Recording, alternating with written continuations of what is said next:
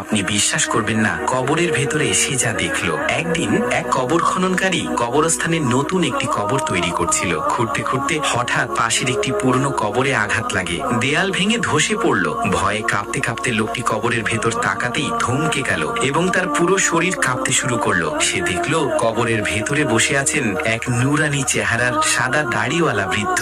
বৃদ্ধের হাতে একটি কিতাব, আর প্রতিটি হরফ সোনালী আলোয় ঝলমল করছে। তিনি প্রশান্ত কণ্ঠে তিলাওয়াত করে যাচ্ছেন। হঠাৎ বৃদ্ধের দৃষ্টি পড়ল সেই কবর খননকারীর দিকে। তিনি হাত উঠিয়ে শান্ত গলায় বললেন, আল্লাহ তোমার উপর রহম করুন, কিয়ামত কি এসে গেছে? কবর খননকারী কাপা গলায় উত্তর দিল, না হুজুর, কিয়ামত আসেনি। আমি নতুন কবর খুঁড়ছিলাম, ভুল করে পাশের দেয়াল ভেঙে ফেলেছি। বৃদ্ধ মৃদু স্বরে বলবেন, তাহলে বেটা, আমার কবরের দেয়াল আবার ঠিক করে দাও, যাতে আমি আবার তিলাওয়াতে মগ্ন থাকতে পারি। কবর খননকারী সঙ্গে সঙ্গে সম্মানের সাথে